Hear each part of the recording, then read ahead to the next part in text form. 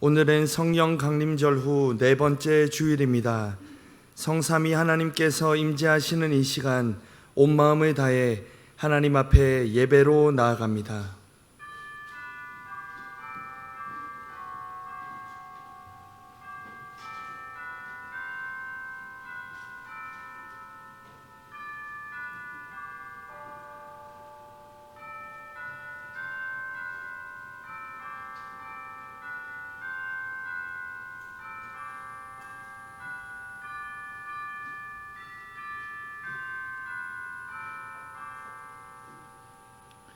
여호와는 선하시니 그의 인자하심이 영원하고 그의 성실하심이 대대에 이르리로다. 아멘.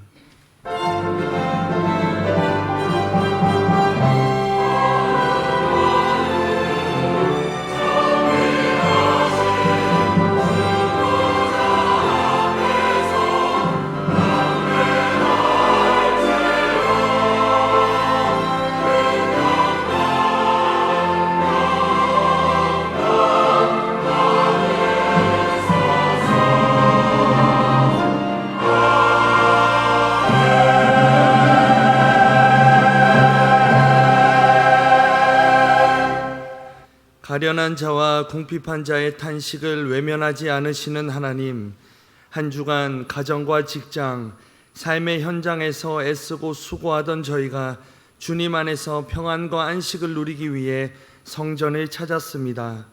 수고하고 무거운 짐을 그대로 가지고 왔사오니 긍휼히 여기시고 맞아 주옵소서.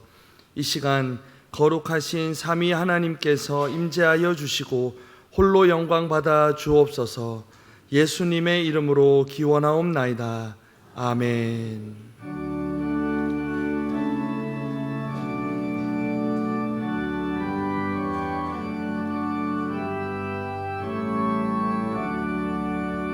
목소리 높여서 주 찬양하여라. 영광과 권세와 존귀와 위엄을 온 누리 다스리시는 만왕의 왕께 돌려라.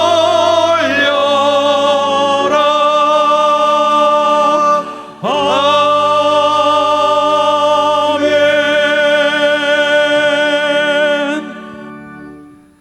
참회 기도를 드리시겠습니다. 은혜와 긍휼의 하나님, 나라와 민족을 위한 간절한 기도가 사라져버린 우리를 긍휼히 여겨 주시옵소서. 저희는 지난 한 주간도 우리에게 있는 재물을 지키기 위해 힘썼습니다. 건강을 잃지 않기 위해 아침 저녁으로 운동하며 모든 노력을 기울였습니다. 그러는 사이에 하나님을 향한 우리의 믿음과 중심은 소홀히 하지 않았는지 돌아봅니다. 기도에 힘쓰지 못했고 성경을 읽는 일에 무관심했으며 헌신하는 자리는 피하였습니다. 저희는 지난 한 주간 하나님을 사랑하는 마음과 진리의 말씀에 순종하는 실천을 지켜내지 못했습니다. 연약한 저희를 용서해 주옵소서. 예수님의 이름으로 참회 기도 드리오며 이제는 우리의 입술로 고백의 기도를 계속해 나아갑니다.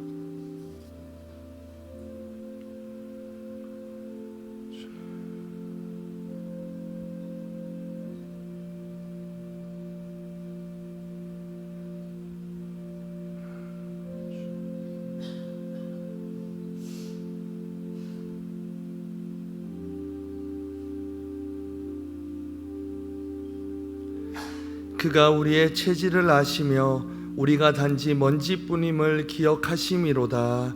아멘. 나는 전능하신 아버지 하나님 천지의 창조주를 믿습니다. 나는 그의 유일하신 아들 우리 주 예수 그리스도를 믿습니다. 그는 성령으로 잉태되어 동정녀 마리아에게서 나시고 본디오 빌라도에게 고난을 받아 십자가에 못 박혀 죽으시고 장사된 지 사흘 만에 죽은 자 가운데서 다시 살아나셨으며 하늘에 오르시어 전능하신 아버지 하나님 우편에 앉아 계시다가 거기로부터 살아있는 자와 죽은 자를 심판하러 오심이다. 나는 성령을 믿으며 거룩한 공교회와 성도의 교제와 죄를 용서받는 것과 몸의 부활과 영생을 믿습니다. 아멘.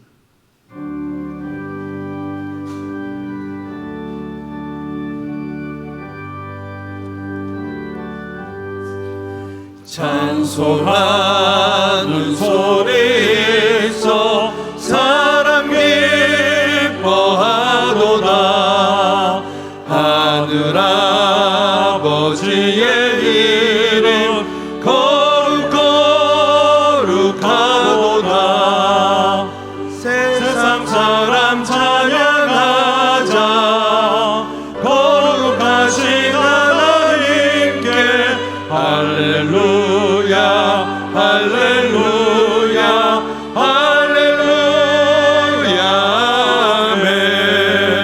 하나님의 나라 권세 영원토록 있도다. 하나님의 영광 나라 거룩하도다. 하늘 보좌 계신 주님 세상 주관하시도다. 할렐루야 할렐루야 할렐루야 아멘. 하나님의 크신 섭리 그 뜻대로 되도다. 우리 아버지의 뜻은 거룩하도다. 주여 속히 임하셔서 기쁜 날을 주옵소서. 할렐루야 할렐루야 할렐루야 아멘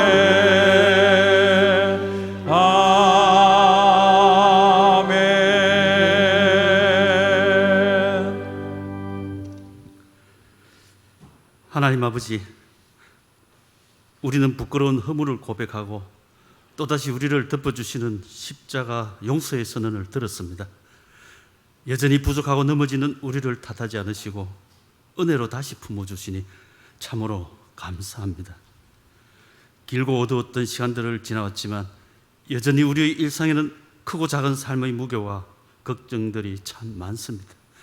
세상 속에서 무거운 짐을 짊어지고 치열하게 살던 온 성도들이 오늘 주님이 허락하신 이 안식의 그늘로 나와 있는 모습 그대로 정직하게 마음을 모아 주님을 우러러 보니 이 시간 우리의 예배를 기쁘게 받아 주시옵소서.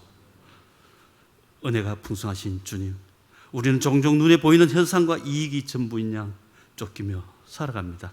지난 시간들 속에서 눈에 보이지 않는 작은 위협 앞에서도 온 세계가 멈춰설 수밖에 없음을 우리는 뼈저리게 겪었습니다.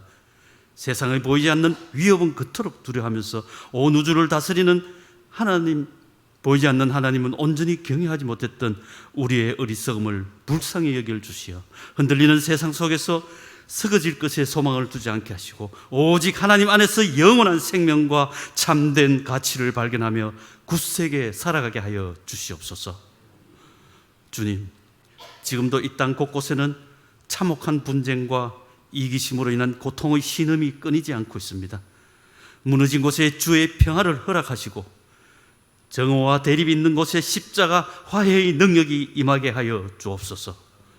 이 나라와 열방을 이끌어가는 정치인들과 지도자들, 그들 손에 쥐어진 권력이 결코 영원하지 않음을 오직 하나님께서 잠시 맡겨두신 것임을 깨닫는 지혜를 주시옵소서.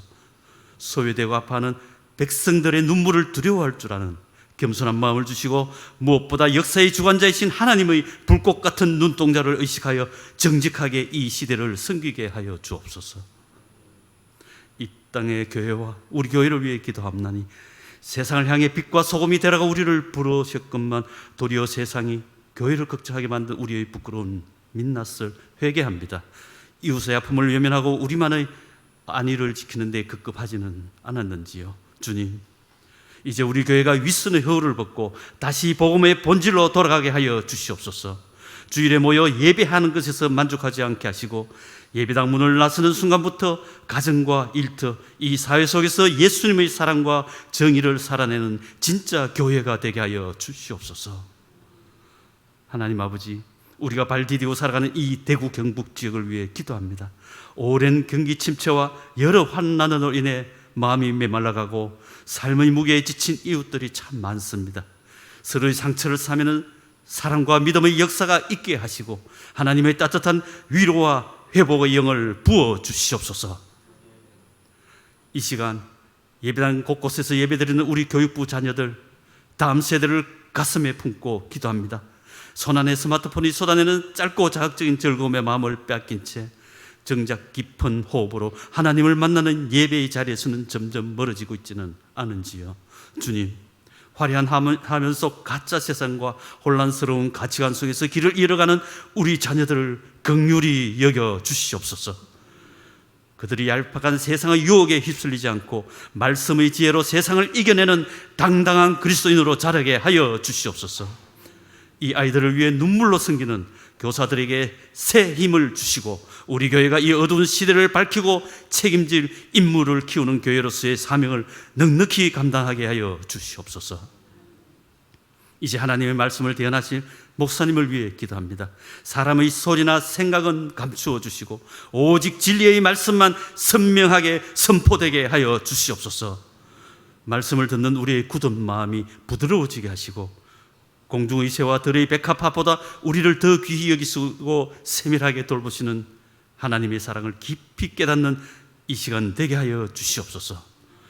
마음을 다해 올려드리는 시온 찬양대의 찬양을 기쁘게 받아주시옵고 이 찬양이 우리 모두의 진실한 신앙 고백이 되게 하여 주시옵소서. 우리의 생명과 소망 되시는 예수 그리스도 이름 받들어 간절히 기도합니다. 아멘.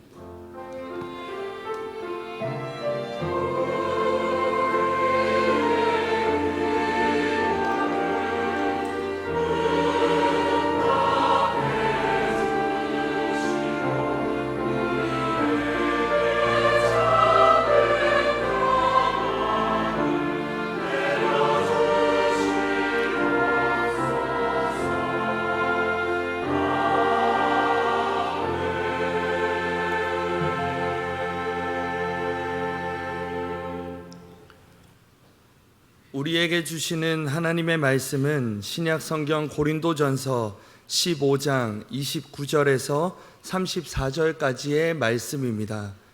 하나님의 말씀을 봉독할 때에 경청하시기 바랍니다. 만일 죽은 자들이 도무지 다시 살아나지 못하면 죽은 자들을 위하여 세례를 받는 자들이 무엇을 하겠느냐? 어찌하여 그들을 위하여 세례를 받느냐? 또 어찌하여 우리가 언제나 위험을 무릅쓰리요? 형제들아, 내가 그리스도 예수 우리 주 안에서 가진 바 너희에 대한 나의 자랑을 두고 단언하노니 나는 날마다 죽노라. 내가 사람의 방법으로 에베소에서 맹수와 더불어 싸웠다면 내게 무슨 유익이 있으리요? 죽은 자가 다시 살아나지 못한다면 내일 죽을 터이니 먹고 마시자 하리라. 속지 말라. 악한 동무들은 선한 행실을 더럽히나니 깨어 의를 행하고 죄를 짓지 말라. 하나님을 알지 못하는 자가 있기로 내가 너희를 부끄럽게 하기 위하여 말하노라. 아멘. 이 말씀을 통하여 은혜 주실 줄로 믿습니다.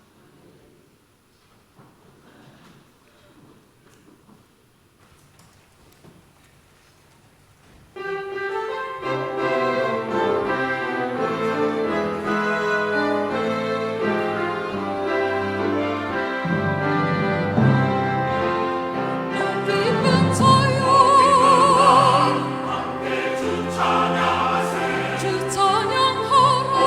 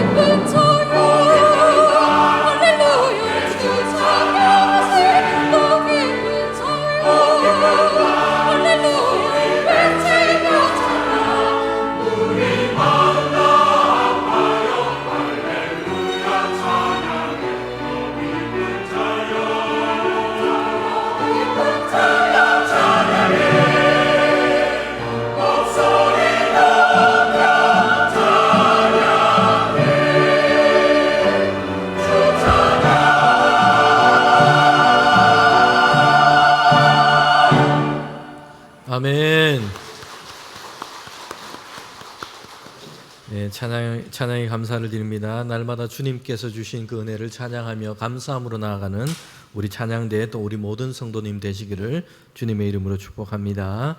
네, 예배 자리 잘 오셨습니다. 우리 곁에 계신 분과 인사하면 좋겠습니다. 잘 오셨습니다.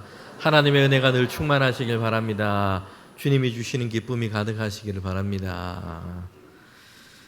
네, 이번 주간 말씀을 함께 읽고 우리 하나님 말씀 우리 듣도록 하겠습니다. 마태복음 11장 28절 말씀입니다. 함께 읽겠습니다. 수고하고 무거운 짐진 자들아 다 내게로 오라 내가 너희를 쉬게 하리라. 아멘. 하나님 우리의 무거운 짐을 대신 짊어지기 위해 예수님을 보내주셔서 감사합니다.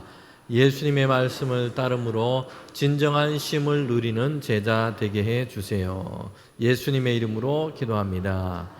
아멘. 네, 주 안에서 우리 무거운 짐을 다 내려놓고 하나님이 주시는 쉼과 평강을 얻는 우리 모든 교우 되시기를 바랍니다. 네, 오늘 말씀은 고린도전서 15장 말씀인데요. 고린도전서에서 거의 마지막 부분에 지금 이르렀습니다. 고린도전서는 전체가 16장까지입니다. 그런데 16장은 인사말입니다. 그러다 보니 15장은 바울이 전하고자 하는 결론적인 말씀 그 부분이다 이렇게 우리가 생각할 수 있습니다. 15장에서요 결론적으로 마지막 부분인데 거기서 바울이 뭘 얘기를 하고 있습니까? 부활에 대한 말씀을 전하고 있습니다. 바울은 이처럼 마지막 결론부의 부활에 대한 말씀을 지금 놓고 배치시키고 있다라는 것입니다. 성도 여러분, 우리가 어느 지점에 뭘 배치하느냐 하는 것은요 생각보다 이게 중요한 문제입니다. 여러분 대형마트에 장을 보러 자주 가시죠?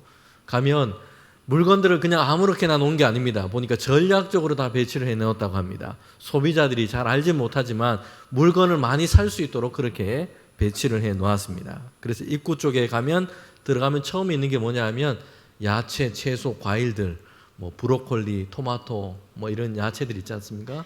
그래서 이제 장을 보러 들어가면서 처음에 카트에 담는 것이 다 이런 겁니다. 건강에 좋은 것, 자연에서부터 난 것, 이런 것을 카트에 다 담습니다. 그리고 나면 사람들 마음속에는 이제 안심이 됩니다. 내가 건강에 좋은 것 이렇게 많이 담았으니까 그 다음부터는 내 입에 좋은 것, 가공식품들, 뭐 감자칩, 소세지, 라면 이런 거를 이제 중간에 배치를 해 놓습니다. 그러면 이제 마음껏 그거를 이제 카트에 담기 시작합니다. 사람들의 어떤 마음과 심리적인 것까지 그렇게 읽으면서 상품을 다 배치를 해 놓았습니다. 그래서 이 마음속에 보상 심리, 내가 이렇게 건강에 좋은 거 샀으니까 다음부터 내 입에 좋은 거 사도 되겠다 이렇게 유도를 하고 있다는 겁니다. 전략적으로 상품을 배치를 해 놓은 것입니다. 여러분 바울은 고린도 교회 성도들에게 서신을 보내고 있습니다. 그들의 믿음을 새롭게 세우기 위해서입니다. 고린도 교회 안에는 여러 가지 문제들, 어려움들이 많았습니다. 그들에게 하나님의 말씀을 가르치고 다시금 신앙 안에서 교회와 성도들이 올바르게 바르게 건강하게 잘 세워질 수 있도록 그렇게 말씀을 전하고 있습니다. 여러분 그러면서 사도 바울은요 처음 부분과 마지막 부분에 전략적으로 배치를 해놓은 것이 있습니다. 그것은 1장의 말씀에 보면 고린도전서 1장 처음 부분은요 뭘 얘기를 하고 있냐면 예수 그리스도의 그 십자가와 그 은혜에 대해서 바울은 얘기하고 있습니다. 그리고 마지막 부분에 보면 15장에 보면 뭘 얘기를 하고 있습니까? 예수 그리스도의 부활과 그 소망에 대해서 밝히고 있다는 겁니다. 이처럼 시작하면서 그리고 마지막 부분에 예수님에 대한 이 신앙의 고백을 세워놓고 있습니다. 여러분 세상도 그렇고요. 교회도 어려움이 많습니다. 유혹과 시험이 많습니다. 그러다 보니 어둠과 악, 혼란과 논란거리들이 존재하는 이런 세상 가운데 주의 성도들은 살고 있습니다. 개인적으로도 성도들은 연약함, 실수, 죄악된 모습들을 안고 믿음 생활을 하기도 합니다. 그런데 바울은 이런 주의 성도들에게 지금 우리가 바라봐야 할 중요한 두 가지 지점을 시작과 끝에 두고 있다는 겁니다. 시작 부분에 결론 부분에 우리가 지금 믿음의 길을 제대로 가고 있는지 이 두 지점을 날마다 확인하면서 믿음의 삶을 살아갈 수 있도록 해놓은 것입니다. 두 지점을 바라보면서 중간에 우리가 균형 있고 건강하게 믿음과 삶을 세워갈 수 있도록 그렇게 해놓은 것입니다. 바울은 그래서 고린도 교회 성도들에게 전하는 말씀에 보면 1장에서는 예수 그리스도의 그 십자가 그 은혜에서부터 시작하고 있습니다.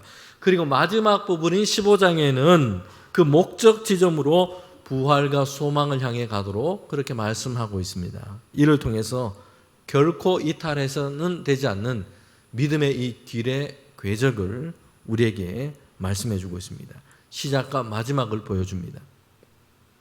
시작에는 예수 그리스도의 십자가를, 그리고 편지 끝에는 예수 그리스도의 부활과 소망을, 그렇게 해서 신앙의 거대한 울타리를 바울은 고린도 교회 성도들을 향해서 그렇게 제시하고 있습니다. 여러분, 십자가는 구원의 시작이고 부활은 구원의 완성입니다.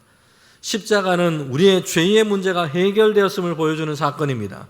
부활은 죄와 어둠과 권세가 패배했고 하나님의 나라가 승리했음을 선포하는 사건입니다. 십자가는 신앙의 출발선이고 부활은 신앙의 결승선입니다. 여러분, 출발선만 있고 결승점이 없으면요, 이거는 경주가 아니라 방황이 되어버립니다. 그래서 출발선과 결승점을 바울은 분명하게 하고 있다는 겁니다.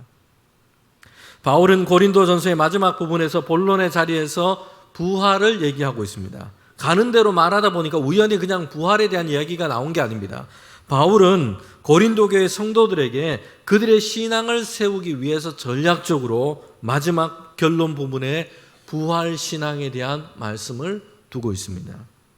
부활의 신앙, 소망은 우리 신앙의 최종적인 목적지이자 결코 포기할 수 없는, 우리가 날마다 바라보아야 할 신앙의 목표점이기 때문입니다.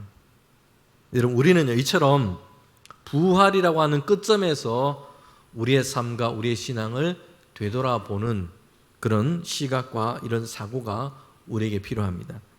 눈앞에 있는 것만 보다 보면요, 우리는 자칫 길을 잃어버리기 쉽습니다.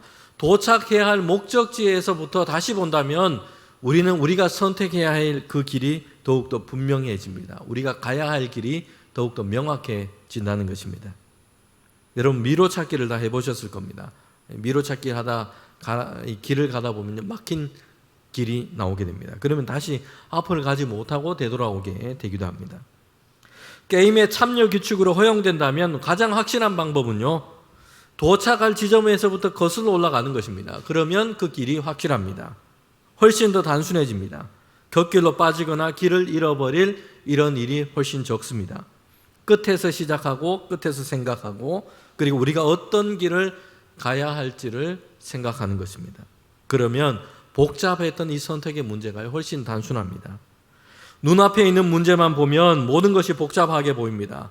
그러나 하나님께서 약속하신 이 부활의 신앙, 그 결론에서부터 현재를 바라보면 우리가 선택해야 할 그 길이 훨씬 더 명확해집니다. 눈앞에 있는 문제만 보면 길을 잃지만 부활을 바라보면 오늘 우리가 가야 할 길이 더 명확해집니다. 현재를 이해하기 쉬운 가장 좋은 방법은 끝에서부터 바라보는 것입니다. 부활은 죽음 이후에 있을 그냥 이야기가 아닙니다. 오늘을 살아내게 하는 지혜요, 믿음의 능력입니다. 눈앞에 미로 앞에 있는 그 길만 본다면 우리는 길을 잃지만 목적지에서 거슬러 내려오면 길이 보입니다. 여러분, 신앙은요, 끝을 알고 오늘을 살아갈 수 있도록 하는 지혜인 것입니다. 부활에 대한 신앙을 바울이 이렇게 강조하고 있는 이유가 있습니다. 왜냐하면 예수 그리스도의 신앙의 고백에 핵심되는 내용이 부활의 신앙이기 때문입니다. 여러분, 그리스도이신 주님께서 십자가에서 죽으시고 부활하셨다. 우리는 이 믿음의 고백을 하나님께 올려드리고 있습니다. 고린도전서 15장 2절부터 3절에 보면요, 이렇게 말씀하고 있습니다. 2절부터 4절까지인데 우리는 3절과 4절을 함께 하나님 말씀을 읽도록 하겠습니다. 내가 받은 것을 먼저 너희에게 전하노니 이는 성경대로 그리스도께서 우리의 죄를 위하여 죽으시고 장사 지낸 바 되셨다가 성경대로 사흘 만에 다시 살아나사. 아멘. 여기에 보면 예수님에 대한, 그리스도에 대한 신앙의 고백 두 가지 중요한 기둥을 우리에게 밝히고 있습니다. 먼저는요, 예수님께서 우리를 대신하여 우리의 죄를 위하여 십자가에서 죽으셨다라는 신앙의 고백입니다. 그런데 이렇게 우리의 죄를 위하여 십자가에서 죽으셨다라는 것으로만 끝나지 않습니다. 성경이 우리에게 말씀하시는 그리스도의 신앙의 고백은요, 그 다음에 이어지고 있습니다. 장사 지낸 바 되셨다가 성경대로 어떻게 하셨다고요? 사흘 만에 다시 살아나셨다. 죽음의 권세를 이기시고 부활하셨음을 고백하고 있습니다. 여러분, 이것이 그리스도에 대한 신앙의 고백의 두 기둥입니다. 예수님께서는 우리의 죄를 대신하여 십자가를 죽으셨으나 이것으로 끝난 것이 아니라 또 다른 신앙의 고백의 기둥은 사흘 만에 다시 살아나사 부활하셨다는 것입니다. 십자가에서 우리의 죄를 대신하셨다. 속량과 구원의 은혜이면서 동시에 두 번째 믿음의 기둥은요, 사흘 만에 다시 살아나사 부활의 영광과 승리를 우리는 믿음으로 고백하는 것입니다. 여러분, 새가 하늘을 날 때는요, 두 날개가 필요합니다. 오른쪽 날개만 있으면 되는 게 아니고 왼쪽 오른쪽 두 날개로 하늘을 날아오를 수 있습니다. 만약에 한쪽 날개만 있다면 새는 추락하고 말 것입니다. 기독교 신앙, 그리스도에 대한 신앙의 고백에는 이 두 날개가 있습니다. 그것은 십자가와 부활입니다. 오늘 많은 그리스도인들이 십자가라는 날개 하나만 파닥이면서 여러분 신앙생활하는 모습으로 살아갈 때가 있습니다. 그러면서 왜 내 신앙은 하늘을 향해서 비상하지 못하는가 탄식하기도 합니다. 부활의 날개를 소홀하고 잃어버렸기 때문입니다. 사도 바울이 결론 부분에서 이렇게 강조한 이유가 바로 여기에 있습니다. 여러분, 고린도 교회 성도들 중에는요, 다수는 실제로 반쪽짜리 신앙 고백을 가지고 있었기 때문입니다. 예수님께서 십자가에서 우리의 죄를 대신하여 담당하시고 죽으셨다, 그 은혜를 우리에게 베풀어 주셨다, 이것을 믿고 있습니다. 그런데 또 한 가지 중요한 부활에 대한 제대로 된 신앙을 갖고 있지 못했기 때문입니다. 당시 사람들의 생각은요, 헬라 철학이 지배했던 시대였습니다.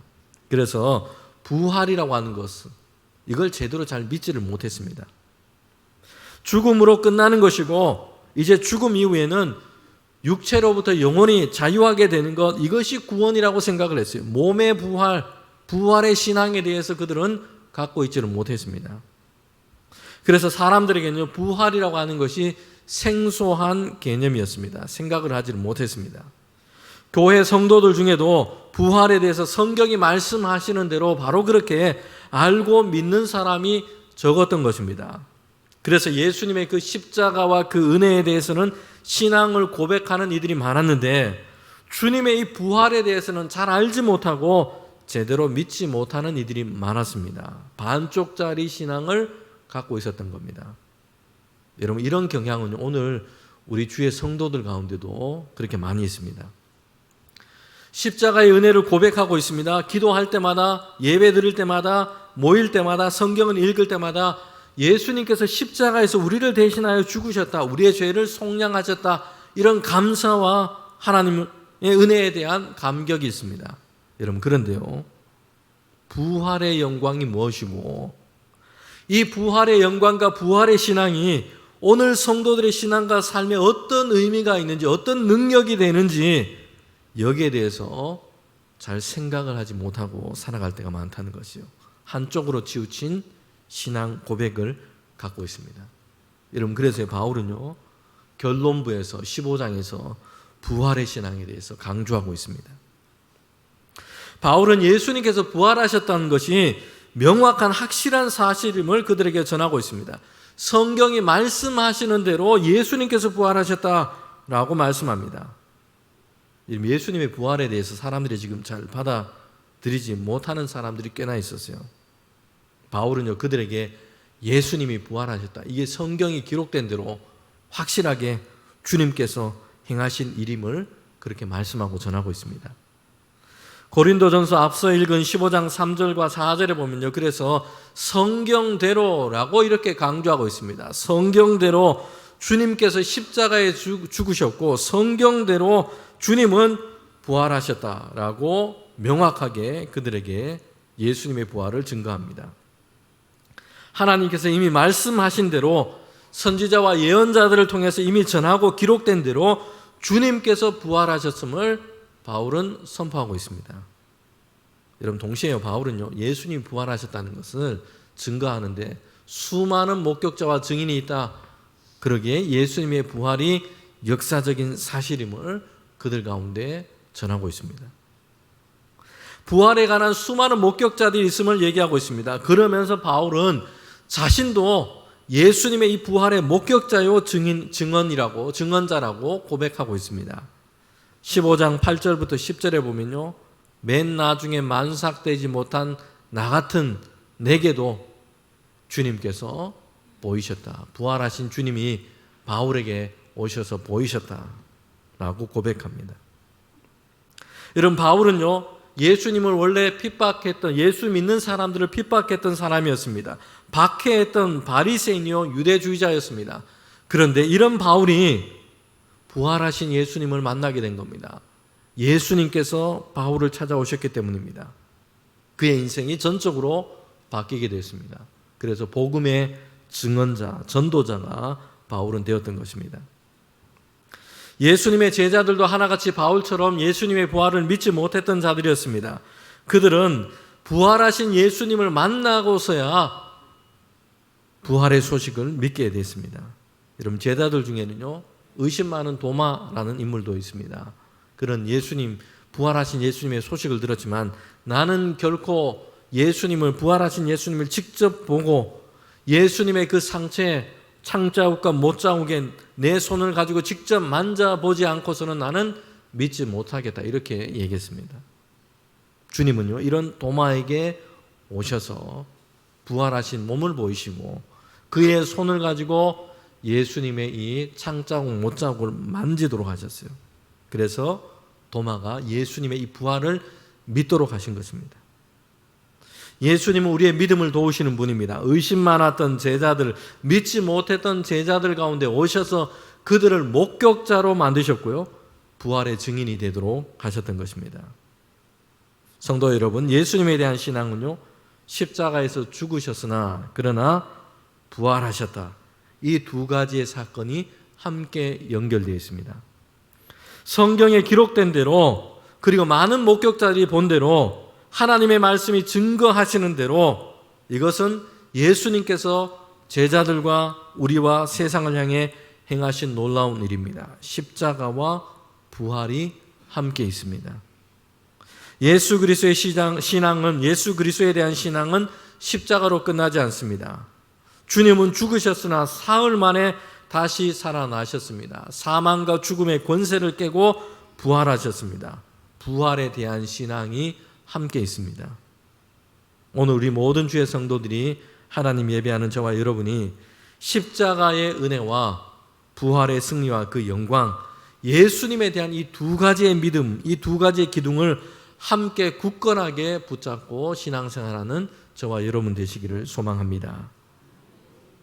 이런 고린도 교회가요, 부활에 대한 반쪽짜리 신앙을 가지고 있었던 것은요, 또 다른 그들의 신앙의 모습이 있었습니다. 그들은요, 예수님의 이 부활을 믿는 자들이 있었습니다. 그런데 주님이 다시 사셨다는 것을 믿었는데 그들 중에 또 많은 사람들은 예수님의 부활은 믿었지만 성도의 부활을 믿지 못하는 사람들이 있었다는 것이요. 예수님은 하나님의 아들이시고 그리스도이시니까 부활하신 건 내가 믿겠는데 죽은 자들의 부활, 성도들의 부활, 나의 부활에 대해서 믿지 못하는 이들이 있었던 것입니다. 고린도전서 15장 12절에 보면요, 그래서 이렇게 말씀하고 있습니다. 그리스도께서 죽은 자 가운데서 다시 살아나셨다 전파되었거늘 너희 중에 어떤 사람은 어찌하여 죽은 자 가운데서 부활이 없다 하느냐. 반쪽짜리 신앙을 가지고 있는 겁니다. 예수님의 부활은 믿고 있었지만 죽은 자의 부활, 성도들의 부활, 나의 부활은 확신하지 못했던 이런 사람들이 있었던 겁니다. 여러분, 그래서 바울이요, 고린도 전서의 마지막에서 지금 부활에 대한 말씀을 강조해서 전하고 있는 겁니다. 고린도 전서 15장 16절과 19절에 바울은 이렇게 말씀하고 있습니다. 만일 죽은 자가 다시 살아나는 일이 없으면 그리스도도 다시 살아나신 일이 없을 터이요. 만일 그리스도 안에서 우리가 바라는 것이 다만 이 세상의 삶뿐이면 모든 사람 가운데 우리가 더욱더 불쌍한 자이니라. 바울이 지금 뭘 얘기를 하고 있습니까? 죽은 자의 부활이 없다면, 주의 성도의 부활이 없다면, 나의 부활이 없다면 예수님께서 굳이 부활의 몸을 입고 그렇게 부활하셨겠느냐 하는 것이요. 우리가 전하는 이 복음은 예수님의 부활과 함께 성도의 부활을 함께 전하고 있는 것입니다. 만약 이것이 없다면 바울은 그들이 전한 복음이 헛된 것이 될 것이라고 말씀하고 있습니다. 여러분, 이 부활은 추상적으로 바울은 설명하고 있지 않습니다. 예수님의 부활은 실제적인 사건입니다. 그리고 성도의 부활은 예수님의 부활에서 이어질 또 다른 결실이요 열매일 것이라고 말씀하고 있습니다. 고린도전서에서 그래서 예수님의 부활은 첫 열매다라고 비유로 말씀하고 있습니다. 우리 부활주일에 우리가 이 말씀을 함께 읽고 전했습니다. 고린도전서 15장 20절 21절 말씀인데요. 함께 읽도록 하겠습니다.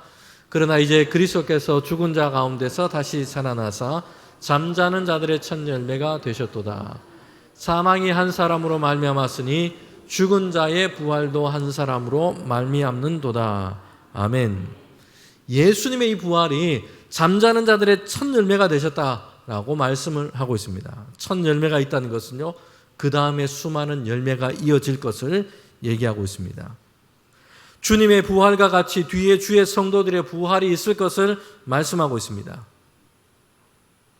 주님께서 이미 부활하셨기 때문에 주의 성도들도 마지막 날에 이루어질 것을 그렇게 말씀하고 있습니다. 첫 열매이신 그리스도께서 부활의 몸을 입고 다시 사셨습니다. 이것으로 끝난 것이 아니라 그 다음이 있습니다. 그 다음이 누구라고 하냐면요, 15장 23절 말씀인데 우리가 다시 한번 읽도록 하겠습니다. 그러나 각각 자기 차례대로 되리니 먼저는 첫 열매이신 그리스도요, 다음에는 그가 강림하실 때에 그리스도에게 속한 자요. 아멘. 첫 열매인 그리스도 예수의 부활, 그 다음에 누구라고 얘기합니까? 주님이 강림하실 때에 모든 주의 성도들이 부활의 몸을 입게 될 것이라고 말씀하고 있습니다. 그리스도 예수를 믿는 자, 믿음의 선한 싸움을 싸우며 경주를 해간 자, 주의 성도들은 이제는 예수님께서 부활의 첫 열매가 되신 것처럼 마지막 때에 부활의 몸을 입고 하나님의 영광에 참여하게 될 것이다 라고 말씀하고 있습니다. 여러분, 그런 의미에서요, 우리가 믿음의 길을 가면서 모든 사람에게, 주의 성도들에게는요, 아직 가장 영광스러운 날이 우리에게는 아직 오지 않은 것입니다. 여러분, 그날은 부활의 생명을 얻게 되는 날입니다. 하나님의 영광에 참여하게 되는 날입니다. 그날이 모든 성도에게는 가장 영광스러운 날이 될 것입니다. 골로새서 3장 4절 말씀인데요, 함께 읽겠습니다. 우리 생명이신 그리스도께서 나타나실 그때에 너희도 그와 함께 영광 중에 나타나리라. 아멘. 로마서 8장 18절 말씀도 함께 읽겠습니다. 생각하건대 현재의 고난은 장차 우리에게 나타날 영광과 비교할 수 없도다. 아멘. 우리 생명이신 그리스도께서 다시 오실 그때에 주님과 함께 그 영광에 참여하게 될 겁니다. 부활의 몸을 입고 그 영광 가운데 서게 될 것입니다.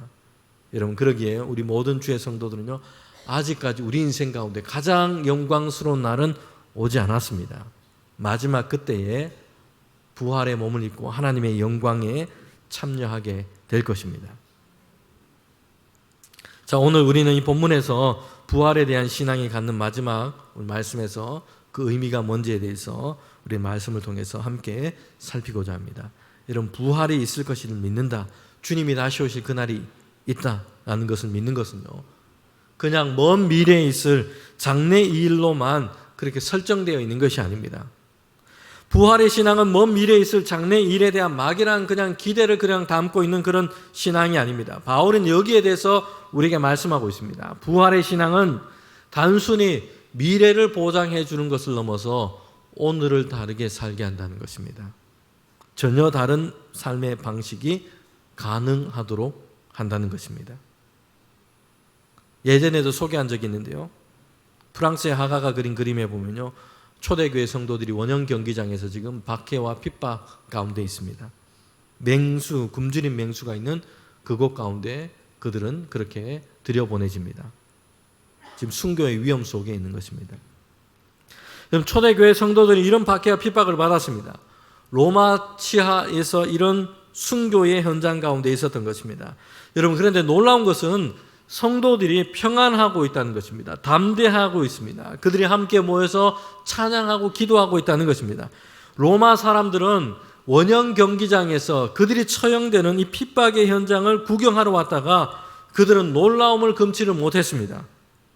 저들에게는 도대체 뭐가 있길래 죽음 앞에서 저렇게 의연하고 담대할 수 있는가?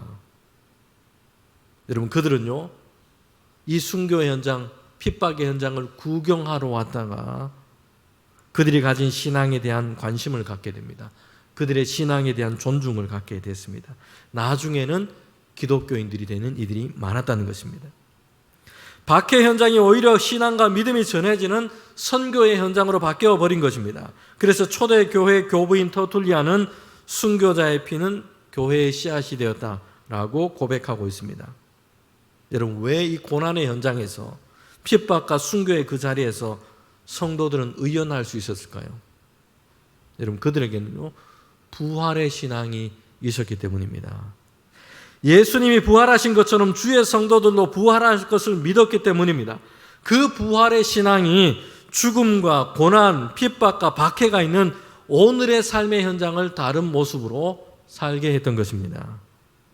여러분, 오늘 우리도요, 오늘 주의 성도들도 매일 사실은 초대교회 성도들만큼 아니지만 영적인 원형 경기장과 같은 세상 가운데 우리는 서서 살아갈 때가 많습니다.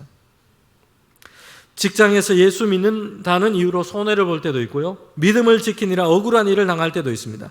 실망스러운 일, 낙심되는 일, 고통과 죽음이 현실이 있는 이런 삶의 현장을 우리가 마주할 때도 있습니다. 여러분, 그러나 부활의 신앙은 그 원형 경기장을 패배의 무덤이 아니라 믿음의 담대함과 능력이 증명되는 자리가 되게 할 줄 믿습니다. 세상이 우리의 무력함이 아니라 우리 안에 살아계시는 예수 그리스도에 대한 참된 믿음의 능력이 무엇인지 보게 될 것입니다. 여러분, 부활은요, 오늘을 신실하게 살아가게 하는 능력이 됩니다. 어떤 삶의 상황 속에서도 믿음의 도를 지키며 살아갈 수 있도록 합니다. 고린도전서 15장 30절부터 32절에 보면요, 바울이 이래서 그의 자전적인 고백을 이렇게 하고 있습니다. 또 어찌하여 우리가 언제나 위험을 무릅쓰리요. 형제들아, 내가 그리스도 예수 우리 주 안에서 가진 바 너희에게 대한 나의 자랑을 두고 단언하노니 나는 날마다 죽노라. 내가 사람의 방법으로 에베소에서 맹수와 더불어 싸웠더라면 내게 무슨 유익이 있으리요. 죽은 자가 다시 살아나지 못하면 내일 죽을 터이니 먹고 마시자 하리라. 이런 바울은 고난의 삶의 현장 가운데 어떻게 그가 믿음을 지키며 특별히 복음 전도자로 모든 위험을 무릅쓰며 그가 날마다 죽는 그 심정으로 그렇게 살아갈 수 있는 그 담대함을 가졌는지 얘기하고 있습니다. 바울은요, 부활의 신앙을 가진 자였기 때문입니다. 바울은 부활이 있는 것을 믿었기 때문에 주님이 부활하신 것처럼 예수 안에서 바울 자신도 부활의 몸을 입고 영광을 얻을 것을 믿었습니다. 그래서 오늘을 다른 방식으로 그는 살아갈 수 있었다라고 고백합니다. 나는 날마다 죽노라 라는 이 말은 매일 그가 실제 삶의 현장에서 복음 전도자로 살아가면서 죽음의 위험을 직면했고 복음을 전하다가 박해와 고난을 당했다는 것을 말해줍니다. 맹수와 같은 사람들의 비방과 또한 어려움 속에 처해 있기도 했습니다. 그러나 바울은 그런 삶의 현장에서 옛사람은 죽고 사람의 방법으로 하지 않고 그들 가운데, 그런 세상 가운데 부활의 신앙이 있었기 때문에 하나님의 의를 구하며 믿음을 지키며 살아갈 수 있다라고 고백하고 있습니다. 낙심하지 않고 믿음으로 담대할 수 있었다라고 고백하고 있습니다. 여러분, 어떤 의사가 두 환자에게 이제 3개월 시한부 선고를 내렸습니다. 큰 병 때문이었습니다. 한 환자는 절망하면서 남은 그 기간 동안 매일 원망하면서 삶을 저주하면서 죽음에 대한 두려움에 남은 인생의 시간을 그냥 다 그렇게 보내버렸습니다. 근데 다른 한 사람은요, 자신이 장차 영원한 하나님의 나라 그 부활이 그에게 약속되어 있음을 바라보았습니다. 남은 시간 동안 가족들을 더 사랑하고 용서하지 못했던 사람들을 찾아가 화해하면서 주변에 복음 전하는 가장 아름답고 신실한 삶을 살아냈습니다. 끝이 무엇이냐에 따라서 오늘을 사는 태도가 달라집니다. 사랑하는 주의 성도 여러분, 저와 여러분의 결론은 죽음의 허무가 아닙니다. 부활의 영광입니다. 영원에 이때여서 이제 오늘 주님께서 다시 오실 완성된 우리에게 임할 그 하나님의 나라를 소망 가운데 품고 이것을 기준으로 오늘의 삶을 세워가는 저와 여러분 되기를 소망합니다. 여러분 고린도전서 15장 부활장의 마지막 구절이 뭔지 아십니까? 15장 58절인데요. 우리가 마지막으로 함께 읽겠습니다. 그러므로 내 사랑하는 형제들아 견실하며 흔들리지 말고 항상 주의 일에 더욱 힘쓰는 자들이 되라. 이는 너희 수고가 주 안에서 헛되지 않을 줄을 알미라. 아멘. 부활장의 마지막은요, 오늘을 새롭게 살아가라 라는 것입니다. 오늘을 믿음으로 살아가라 라는 것입니다. 예수님께서 부활하셨습니다. 주의 성도도 우리도 부활할 것입니다. 죽음은 최종의 승리자가 아닙니다. 하나님의 나라는 오고 있습니다. 그러므로 오늘 현재의 하나님의 의를 사랑하고 죄를 멀리하며 살아가고 믿음으로 주의 일에 힘쓰는 것은 결코 헛되지 않을 것입니다. 부활에 대한 신앙은 믿음의 미래에 대한 지식이 아니라 현재의 삶을 결정하는 믿음입니다. 죽은 뒤에 필요한 교리가 아니라 오늘을 살아가기 위한 능력입니다. 부활을 믿는 사람은 죽음을 향해 가는 사람이 아니라 영광을 향해 가는 사람들입니다. 세상은 끝이 죽음이라고 말하지만 여러분 성경은 하나님의 말씀은 끝이 부활이라고 얘기하고 있습니다. 눈앞의 문제를 보면 낙심할 때도 있지만 부활을 보면 견딜 힘이 생깁니다. 세상은 한 번뿐인 인생 즐기라고 말하지만 부활을 믿는 성도들은 이런 세상 속에서도 결단을 할 겁니다. 영원한 생명이 있으니 오늘을 거룩하게 살겠다. 사랑하는 성도 여러분, 부활은 장례식장에서만 필요한 교리가 아닙니다. 부활은 내일에 대한 약속일 뿐만 아니라 오늘을 살아가는 믿음의 능력이 되기 때문입니다. 그리스도께서 살아나셨습니다. 우리도 부활의 생명을 입고 세상 가운데 임할 하나님의 나라를 살게 될 것입니다. 그러므로 흔들리지 마십시오. 낙심하지 마십시오. 오늘도 부활의 소망으로 살아내는 모든 주의 성도들 되시기를 주님의 이름으로 축복합니다. 함께 기도드리겠습니다. 사랑의 하나님 아버지, 우리의 신앙의 결론이 죽음의 허무가 아니라 부활의 영광임을 보게 하여 주옵소서. 이제는 죽음 이후만 기다리는 신앙이 아니라 사망의 권세를 이기신 부활의 그 능력으로 오늘을 소망 가운데 살아가게 하여 주옵소서. 미로와 같은 삶의 문제 앞에서도 낙심하지 않고 장차 얻을 그 영광을 바라보면서 흔들림 없이 주의 일에 힘쓰는 주의 성도 되게 하여 주시옵소서.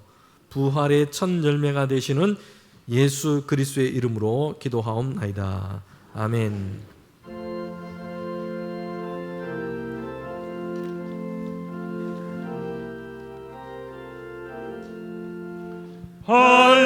할렐루야. 우리 예수 부활 승천하셨네.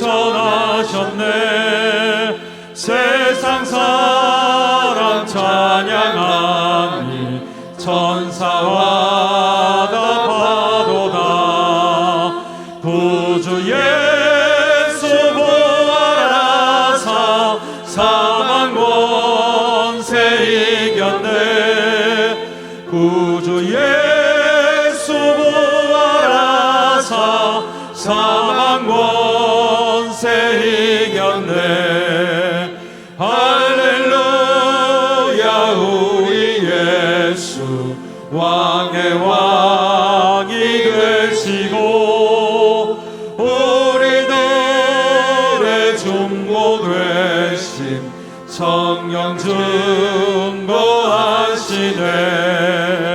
구주 예수 알아서 처음 열매 되셨네. 구주 예수 알아서 처음 열매 되셨네. 할렐루야 우리 예수 흠과 티가 없도다. 무덤 속에 있는 죄인 주가 일으키시네. 구주 예수 알아서 영광 주로 오시네. 구주 예수 알아서 영광 주로 오시네.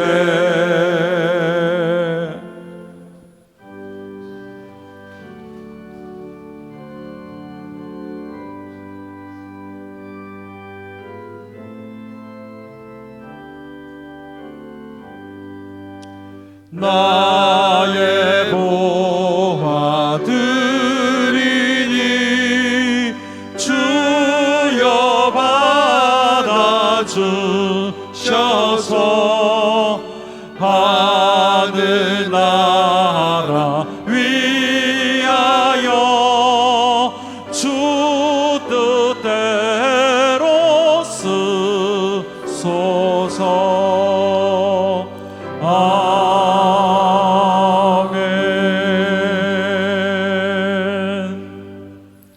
우리 모든 인생의 주관자가 되시는 하나님 아버지, 지난 한 주간도 세밀한 주님의 손길로 우리를 돌보시고 인도하여 주신 것 감사합니다. 거룩한 주일 주님 앞에 나와서 예배드리며 귀한 예물을 감사함으로 하나님께 올려드립니다. 하나님, 모든 시간 하나님의 신실하심으로 우리의 필요를 채워주시고 인도하여 주신 것 감사합니다. 믿음과 감사와 신앙을 담아 하나님께 올려드리는 이 예물을 주님 연락하여 주시옵소서. 하나님, 우리의 손길 위에 하나님을 향한 뜨거운 사랑과 믿음을 더하여 주시옵소서. 바쳐진 예물이 쓰이는 곳마다 하나님의 나라가 확장되게 하시고 주님의 일을 위하여 사용되게 하여 주옵소서. 귀한 예물이 사용되는 곳에 그리하여 생명의 복음과 그리스도의 사랑이 증거되게 하여 주시옵소서. 모든 드린 우리 주의 성도들의 손길을 기억하사 하늘의 신령한 복과 땅의 기름진 복으로 채워주셔서 날마다 풍성하게 하시며 하나님의 은혜와 복을 누리는 성도들의 가정 되게 하여 주시옵소서. 모든 것을 주님께 맡겨드리며 생명의 주 되시는 예수 그리스도의 이름으로 기도하옵나이다. 아멘.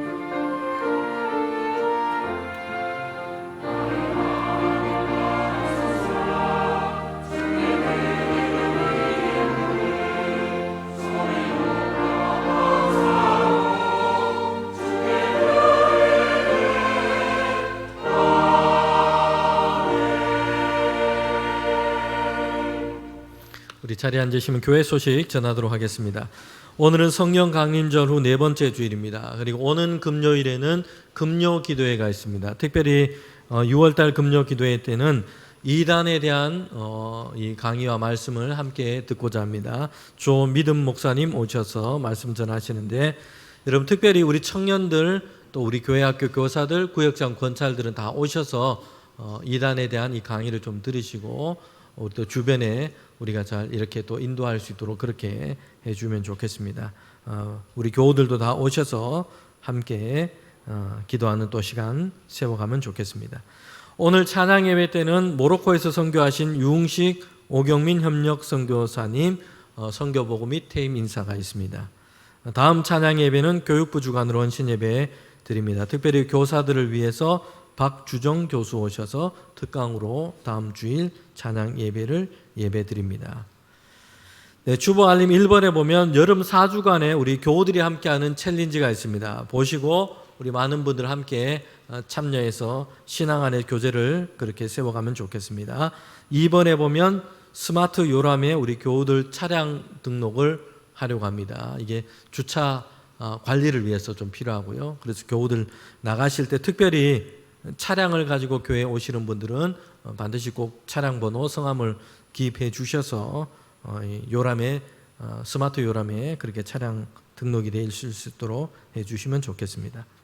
알림 4번에 보면 7, 8월에 여름철에 교회 쉼터 앞에서 냉수 전도를 합니다. 목요일 날 1시부터 2시인데요. 목요 전도대 외에도 우리 신청하셔서 같이 협력해 주시면 좋겠습니다. 네, 교우 소식입니다. 지난 주간 입원했던 교우 있습니다. 입원하시고 또 치료받고 퇴원을 하셨다 말씀을 들었습니다. 김소영 성도 있는데요. 건강이 잘 회복될 수 있도록 위해서 기도해 주시기를 바랍니다. 네, 우리 다 일어나셔서 함께 파송의 찬양 부르도록 하겠습니다.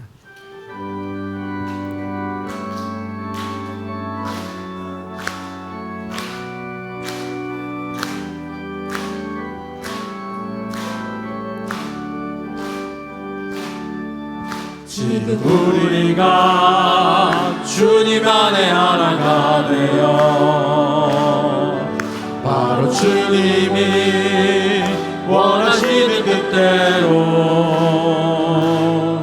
주님의 크신 영광 높이는 노래가 되어 온 세상을 아름답게 하리라.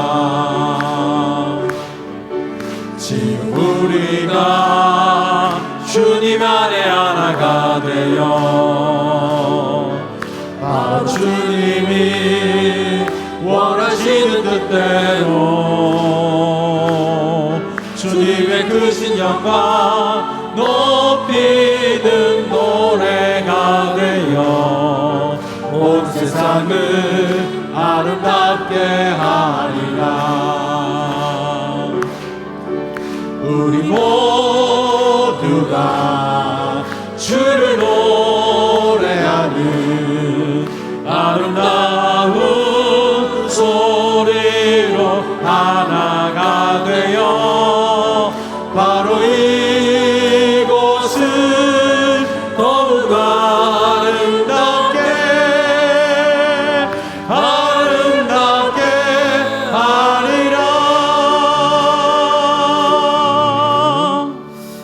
제가 중요한 알림을 한 가지 빠졌습니다.